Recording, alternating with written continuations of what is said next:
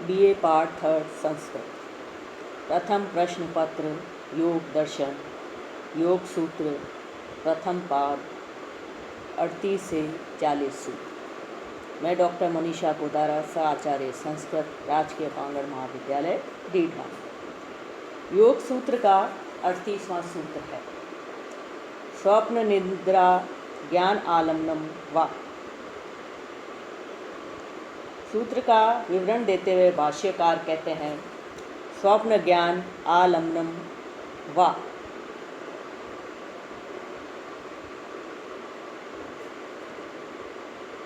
स्वप्न अवस्था में ज्ञान का विषय भगवत प्रतिमा रूप पदार्थ का अवलंबन करने वाला अथवा निद्रा ज्ञान आलम्बनम वा। सुषुप्ति अवस्था में ज्ञान का विषय सुखमय अपना स्वभाव स्वरूप भूत पदार्थ का अवलंबन करने वाला। स्वप्न ज्ञान का आलंबन करने वाला अथवा निद्रा ज्ञान का आलंबन करने वाला, उसका सहारा लेने वाला। तदाकारम उस पदार्थ के आकार वाला, योगी न योगी का, चित्तम चित्त, स्थिति पदम स्थिति पद को लभते प्राप्त होता है।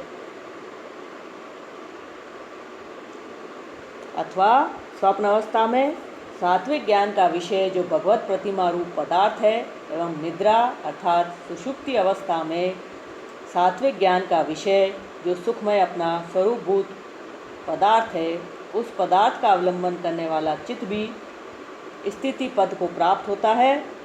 यहाँ पर स्वप्न तथा निद्रा पद से सात्विक स्वप्न तथा सात्विक निद्रा का ग्रहण है।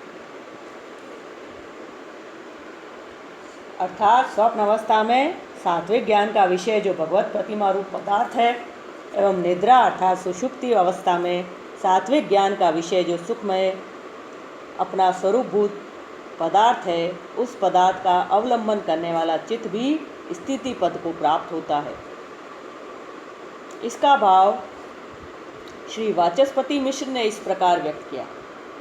जिस प्रकार यह योगी स्वप्न में निर्जन वन के निकट स्थित मानो चंद्रमंडल से प्रकट हुई हो, मृणाल कण के समान अति कोमल अंग प्रत्यंगों से संपन्न,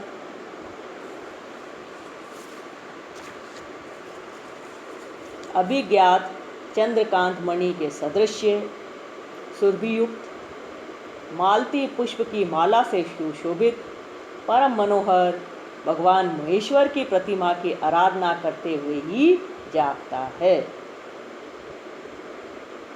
उस समय योगी का चित्त उससे तृप्त न होने से अन्य तरफ जाना नितांत कठिन है। अतः प्रसन्न मन से उस सात्विक स्वप्न ज्ञान का विषयभूत उक्त भगवत प्रतिमा में ही अपने चित्त को एक तान करके जोड़ देने से भी योगी का चित्त स्थिति पद को प्राप्त होता है। एवं जिस समय वह योगी गाढ़ निद्रा रूप विषुप्ति से जागता है, उस समय उसको सुखम अहम अस्वाप्सम अर्थात मैं सुखपूर्वक सोया था, इस प्रकार की स्मृति होती है। उस सात्विक निद्रा ज्ञान रूप स्मृति का विषय जो अपना स्वरूप उसको आलंबन करके चित्त को एक तान अर्थात स्थिर करने से भी स्थिति पद को प्राप्त होता है।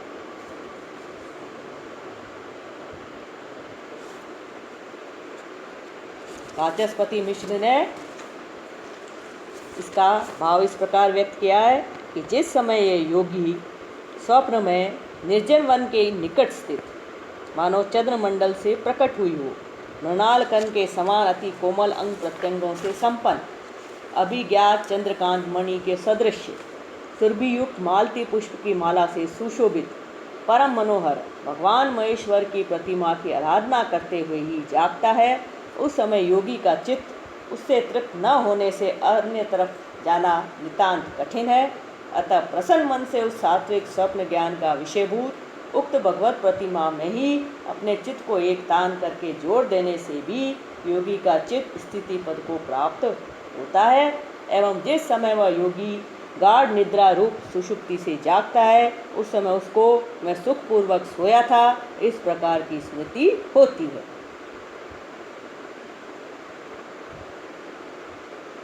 यथा भी अगला सूत्र है यथा भी मत ध्यानात् वा। पुरुष की रुचि भिन्न भिन्न होने से जिस देवता में अतिशय रुचि हो उसी देवता का ध्यान करने से चित्त स्थिति पद को प्राप्त होता है।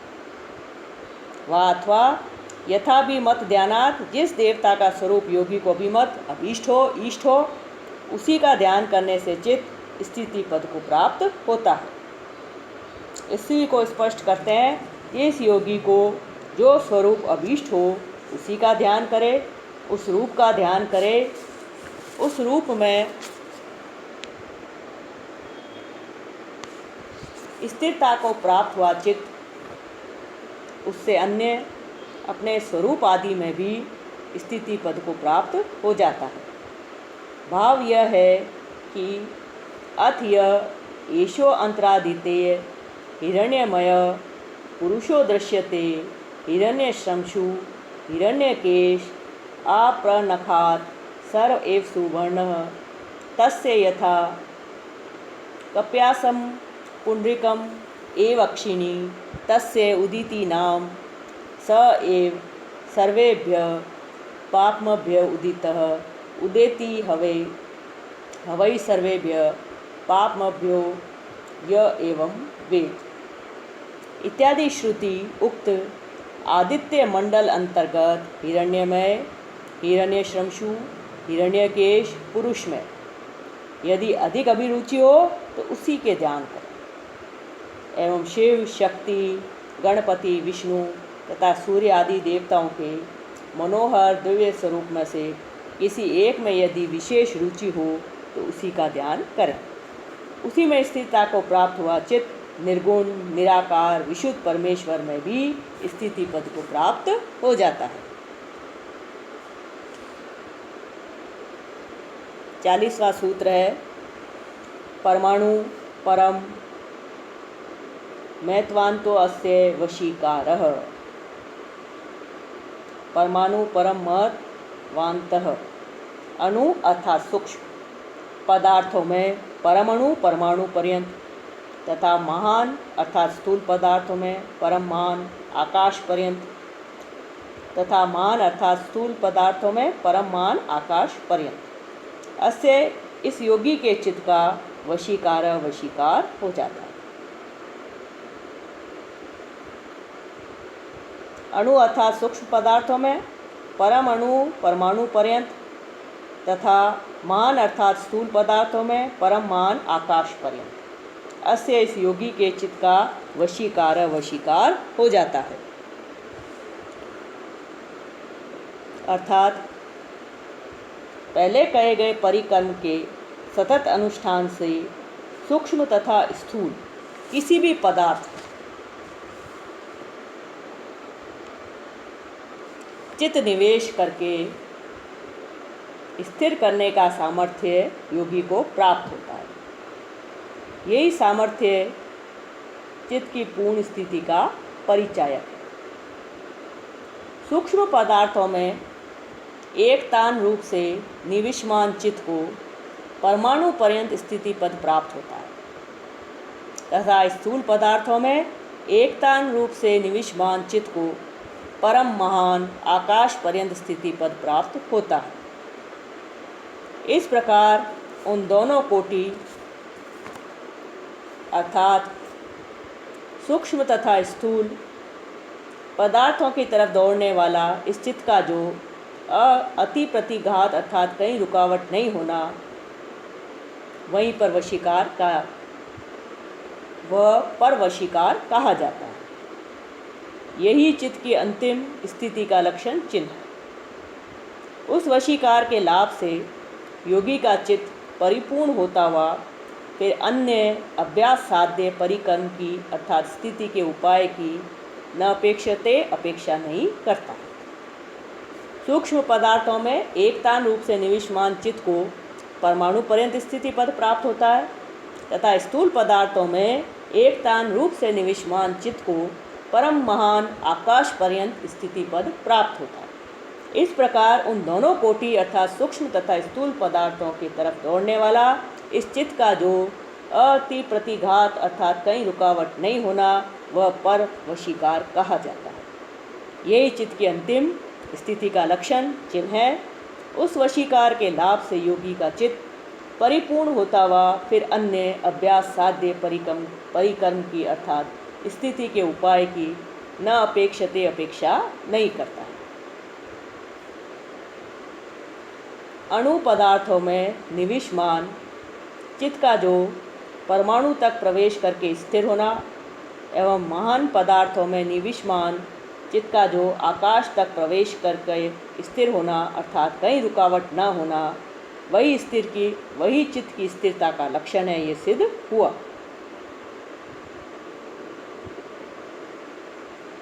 इस प्रकार चित्त स्थिति के उपाय तथा स्थिर चित्त का सूक्ष्म स्थूल विषयों में वशीकार कथन के पश्चात भाष्यकार प्रश्न उठाते हैं कि सूक्ष्म तथा स्थूल विषयों में चित्त का वशीकार श्रवण के अनंतर उपस्थित होता है कि स्थिरता हुए चित्त को जो सभी संप्रज्ञा समाधि प्राप्त होती है, वह किस प्रकार के स्वरूप वाली और किस प्रकार के विषय वाली होती है।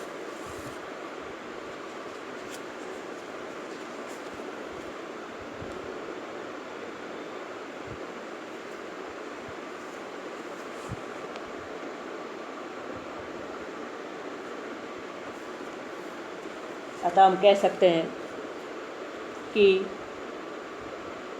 पतंजलि ने योग को चित्त वृत्तियों के निरोध के रूप में स्वीकार किया है। चित्त की वृत्तियों के निरोध को योग कहते हैं। चित्त त्रिगुणात्मक है क्योंकि उसकी कारणभूत प्रकृति त्रिगुणात्मिका है। सत्व, रजस एवं तमस ये 3 गुण हैं। चित्त के विषयाकार परिणाम को वृत्ति कहते हैं। चित्त एक महासमुद्र है जिसमें वृत्ति रूप उदाम तरंगे उठती एवं लीन होती रहती हैं। चित्त की 5 वृत्तियां हैं: प्रमाण, विपर्य, विकल्प, निद्रा एवं स्मृति। वृत्ति निरोध का अर्थ वृत्तियों का अभाव अर्थात नाश करना नहीं है, क्योंकि योग सत्कार्यवादी है। चित्त की 5 भूमियां हैं: क्षिप्त, मूढ़, विक्षिप्त, एकाग्र एवं निरुद्ध। चित्त की इन 5 भूमियों में वृत्ति निरोध देखा जाता है। चित्त एक विषय को छोड़कर दूसरे विषय को ग्रहण करता है। इस प्रकार से पहले वाले विषय की वृत्ति का रुकना निरोध है। चित्त की पहली 3 भूमियां योग के लिए उपयोगी नहीं है। एकाग्र एवं निरुद्ध भूमि में होने वाला वृत्ति निरोधी योग कहा जाता है। वृत्ति निरोधात्मक योग 2 प्रकार का है: संप्रज्ञात और असंप्रज्ञात। संप्रज्ञात योग जब तक पुरुष शरीर से संबंधित है तब तक चित्त की वृत्तियां या उनके संस्कार बने ही रहते हैं। असंप्रज्ञात योग या समाधि चित्त की संस्कार शेष अवस्था है। उस अवस्था में चित्त की वृत्तियां उद्बुद्ध या अनुभव का विषय नहीं होती, किंतु संप्रज्ञात योग में सूक्ष्म विषयों से संबंधित वृत्तियां रहती हैं। संप्रज्ञात योग के 4 भेद माने गए हैं: वितर्क अनुगत, विचार अनुगत, आनंद अनुगत तथा अस्मित अनुगत।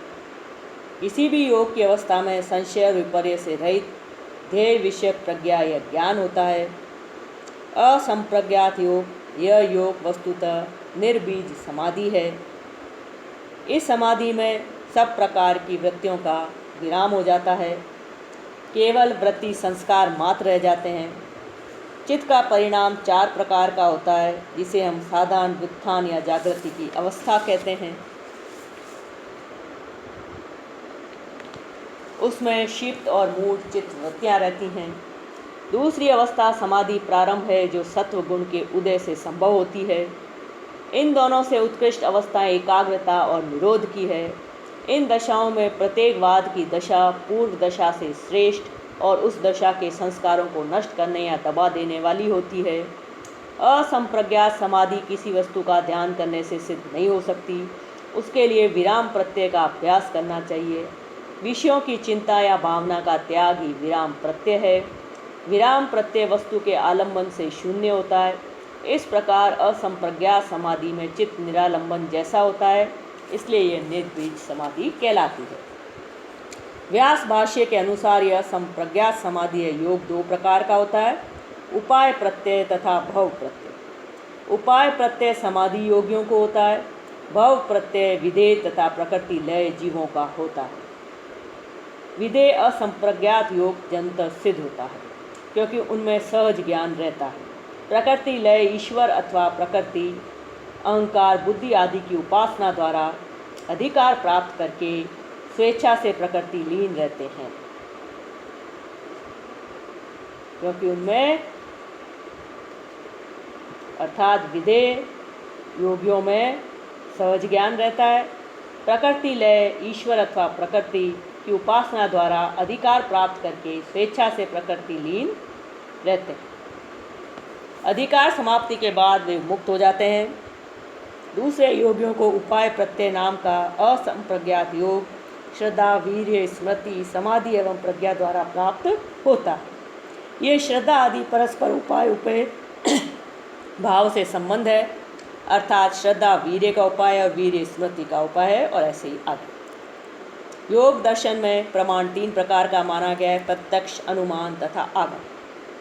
जीवन के किसी भी क्षेत्र में परिपूर्णता प्राप्त करने के लिए अभ्यास एवं वैराग्य दोनों की आवश्यकता पड़ती है।